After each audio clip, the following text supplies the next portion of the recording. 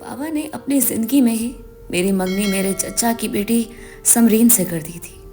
پہلے میں اسے پسند نہیں کرتا تھا، لیکن منگنی کے بعد میرا نظریہ تبدیل ہونے لگا اور دھیرے دھیرے مجھے اس سے اتنی محبت ہو گئی کہ اس کے بغیر رہنا میرے لیے مشکل ہو گیا۔ میرے سر پر 2 ذمہ داریاں تھیں۔ گاؤں میں اتنی مشقت کرنے کے بعد بھی مجھے کچھ حاصل نہیں ہو رہا تھا۔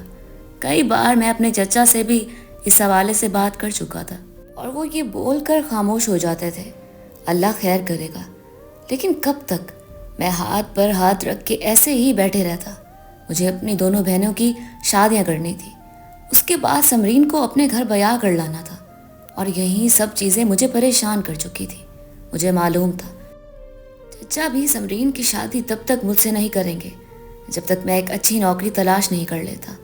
بہت سوچنے کے بعد میں نے یہی فیصلہ کیا تھا کہ میں گاؤں سے شہر چلا جاؤں گا۔ مجھ سے پہلے بھی کئی لڑکے گاؤں سے شہر گئے تھے اور وہاں جا کر اپنا مستقبل سنوار لیا تھا۔ مجھے بھی یہ خیال بالکل بہترین لگا تھا۔ ویسے بھی میں بہت محنتی تھا، وہاں جاتا تو ضرور کچھ نہ کچھ ضرور حاصل کر لیتا۔ یہی سب سوچ کر میں نے اپنے گھر میں بات کی تھی اور اماں فوراً راضی ہو گئی تھی، لیکن مجھے صرف اور صرف سمرین کا خیال آ رہا تھا۔ میں روزانہ اس سے ملاقات کرنے کے لیے جاتا تھا، اور جب تک میں اس کی شکل نہ دیکھ لیتا تو مجھے سکون نہیں ملتا تھا۔ بنا اس کے رہنا میرے لیے بہت مشکل تھا، اور مجھے معلوم تھا سمرین کا بھی یہی حال ہے۔ میں نے جب یہ بات اپنے چچا کو بتائی تو انہوں نے بھی خوشی کا اظہار کیا تھا، لیکن یہ بات میں سمرین کو چاہ کر بھی بتا نہیں پا رہا تھا۔ کافی سوچنے کے بعد میں نے یہ فیصلہ لیا جس دن جا رہا ہوں گا اس دن سمرین سے ملاقات کر کے چلا جاؤں گا، کیونکہ میں روز روز اسے تڑپتا نہیں دیکھ سکتا تھا۔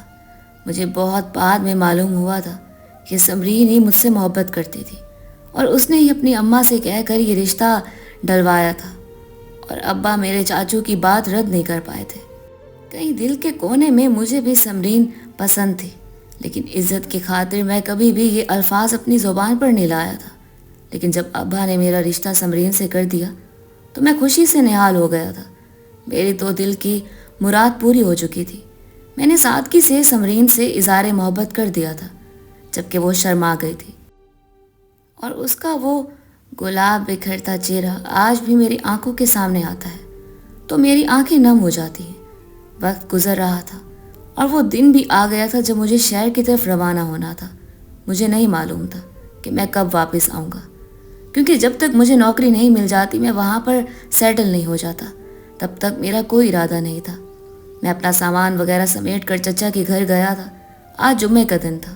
سمرین اپنے ہاتھوں سے دال چاول بناتی تھی، اور نماز کے بعد میں ان لوگوں کے ساتھ ہی کھانا کھاتا تھا۔ آج بھی میں معمول کی طرح کھانا تناول کر رہا تھا، جبکہ چچا بار بار میرے کندھا تھپتھپا رہے تھے۔ میں نے انہیں منع کر دیا تھا کہ آپ نہ چچی کو اس بارے میں کچھ بتائیں گے، نہ ہی سمرین کو۔ جس دن میں جا رہا ہوں گا تبھی میں بتاؤں گا، ورنہ انہیں صبر نہیں آئے گا۔ جبکہ چچا نے مجھے سمجھانے کی کوشش بھی کی تھی کہ بیٹا آخری موقع پر مت بتاؤ، لیکن میں نے ان کی ایک بات نہیں سنی تھی۔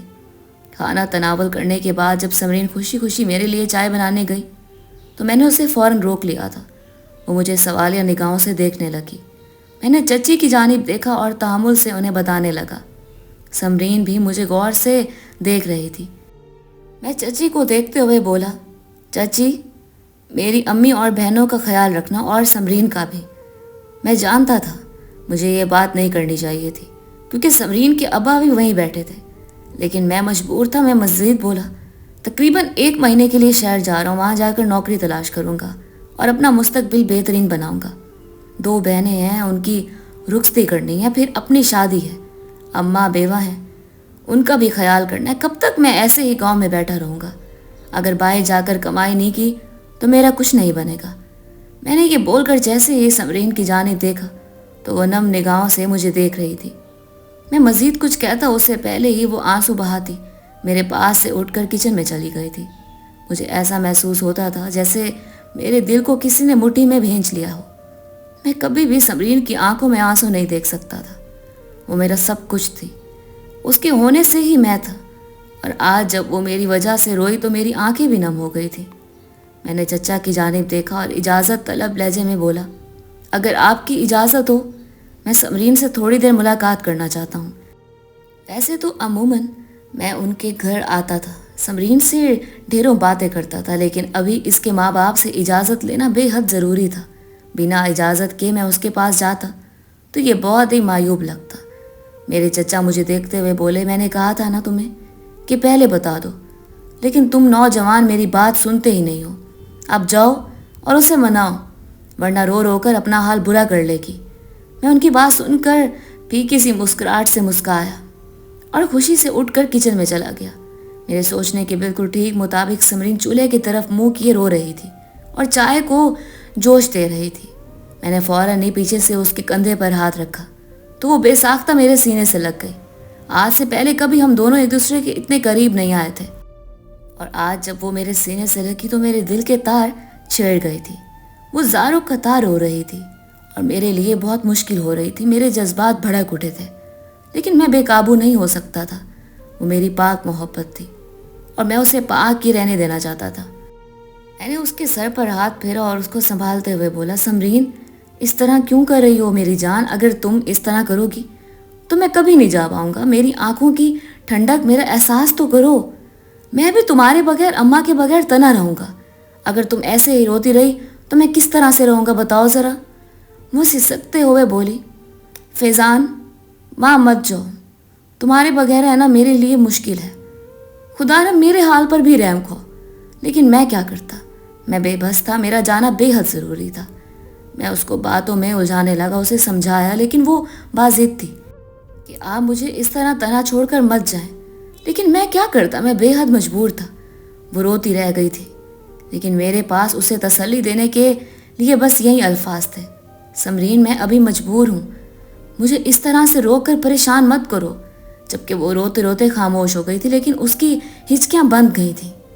میں نے اپنی جیب میں ہاتھ ڈالا اور ایک موبائل فون نکال کر اسے ہاتھ میں تھمایا اور اس کی آنکھوں میں دیکھتے ہوئے بولا، چچا کے موبائل پر فون کر سکتا تھا، لیکن ہر وقت ان کا موبائل تم استعمال کرو گی تو انہیں برا لگے گا، اسی لیے میں نے تمہارے لیے یہ لیا ہے۔ اس میں ایک سم ہے جو میرے نام پر ہے، ہم دونوں اس سے رابطے میں رہیں گے۔ جبکہ وہ ایک بار پھر میرے گلے سے لگ گئی تھی اور رونے لگی تھی۔ اس کے منہ پر بس ایک ہی بات تھی، میں آپ کے بغیر نہیں رہ سکتی، آپ مجھے اس طرح چھوڑ کر مت جائیں۔ لیکن میں بے حد مجبور تھا، میرا جانا بہت ضروری تھا، اسی لیے میں اسے روتا چھوڑ کر شہر آ گیا تھا۔ راستے بھر بھی میں بے سکون رہا تھا، مسلسل میری آنکھوں کے سامنے وہ دن آ رہے تھے جو میں نے اس کے ساتھ گزارے تھے۔ ایک طویل سفر کے بعد میں شہر آ گیا تھا۔ گاؤں کے بہت سے لڑکے شہر میں رہتے تھے، لیکن مجھے سوائے سمیر کے اور کہیں بھی جانا اچھا نہیں لگا تھا۔ سمیر میرا بہترین دوست تھا، ہم دونوں بچپن سے ایک ساتھ پلے بڑے تھے۔ میری اماں اسے اپنا بیٹا ہی مانتی تھی، اسی لیے اس کا ہمارے گھر میں بھی آنا جانا تھا۔ کئی بار میں اسے اپنے چچا کے گھر بھی لے کر گیا تھا، اور یہی حال اس کا بھی تھا۔ وہ بھی مجھے اپنے گھر اور اپنے خاندان والوں سے ملواتا رہتا تھا۔ میں جیسے ہی وہاں گیا تو وہ خوشی سے پاگل ہو گیا۔ اس نے میرا استقبال بہت اچھے سے کیا۔ کھانا وغیرہ کھانے کے بعد میں نے اسے اپنے آنے کی وجہ بتائی اور ساتھ میں یہ بھی کہا کہ ابھی مجھے رہنے کے لیے چھت دے دو، جب مجھے نوکری مل جائے گی تو میں تمہیں اس کا کرایہ دے دوں گا۔ وہ فوراً بولا، کیسی پاگلوں والی بات کر رہے ہو؟ تم میرے بھائی ہو، تمہارے لیے جان بھی حاضر ہے، اور رہی نوکری کی بات تو بے فکر ہو، آج ہی ہماری فیکٹری سے ایک بندہ نوکری چھوڑ کر گیا ہے، اس کی جگہ میں تمہیں لگوا دیتا ہوں۔ میں فوراً ہی راضی ہو گیا، بھوکے کو کھانا چاہیے ہوتا ہے، اور مجھے وہ مل چکا تھا۔ اگلی صبح ہی میں نے اپنی اماں کو فون کر کے یہاں پہنچنے کی اور ساری خبر سے آگاہ کر دیا تھا۔ انہوں نے مجھے ڈھیر دعائیں دی تھیں، اور میں سمیر کے ساتھ اس کی فیکٹری پہنچ گیا تھا۔ وہاں جاتے ہی مجھے نوکری مل گئی تھی، میں بہت خوش تھا۔ چچا کو بھی فون کر کے بتا چکا تھا، لیکن جب میں نے سمرین کو فون کیا تو اس کا نمبر مصروف جا رہا تھا۔ میرا دل بے ساختہ بے چین ہوا تھا، بھلا وہ کس سے بات کر رہی تھی؟ میں نے موبائل بند کر دیا تھا۔ تھوڑی دیر بعد جب میں نے اسے فون کیا تو اس نے کال اٹھایا اور مجھ سے معافی طلب لہجے میں بولی، خالہ کی بیٹی سے بات کر رہی تھی، آپ کو معلوم ہے نا میری اس سے کتنی اچھی دوستی ہے۔ یہ سن کر میں نے اطمینان کا سانس لیا تھا۔ میں اس کی کزن کے بارے میں بخوبی واقف تھا، اس لیے مجھے کوئی فرق نہیں پڑا تھا۔ ہماری بات ایک ہفتہ باقاعدگی سے ہوتی رہی تھی، لیکن اس کے بعد سمرین مصروف رہنے لگی تھی۔ جب کال کرتا وہ یہ کہہ کر بند کر دیتی کہ کوئی مہمان آیا ہوا ہے۔ اماں کے ساتھ بیٹھی ہوں یا پھر ابا کو کھانا دے رہی ہوں۔ میں حیران رہ جاتا کہ یہ وہی لڑکی ہے جو میرے جانے پر اتنا پھوٹ پھوٹ کے رو رہی تھی، اور اب لیکن میں خاموش ہو گیا تھا۔ لیکن 2 مہینے بعد جب اصل حقیقت مجھ پر کھلی تھی، جب میں شہر سے واپس لوٹ کر اس کے گھر گیا تھا، اس کا رویہ مکمل تبدیل تھا، اور جب اس کا موبائل ٹوٹا ہوا میں نے اپنے ہاتھ میں لیا تو میں حیران رہ گیا۔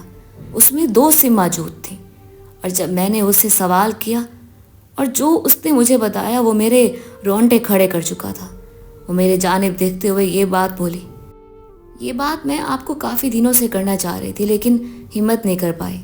میں معافی چاہتی ہوں فیضان، لیکن میں آپ سے نہیں شادی کر سکتی کیونکہ میں کسی اور سے محبت کرتی ہوں۔ میں اسے ساکھ نگاہوں سے دیکھ رہا تھا۔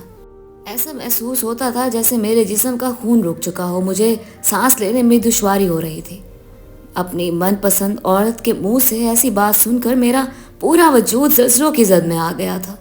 وہ مزید بولی، اور وہ شخص کوئی اور نہیں بلکہ آپ کا دوست سمیر ہے، وہی میرا سب کچھ ہے۔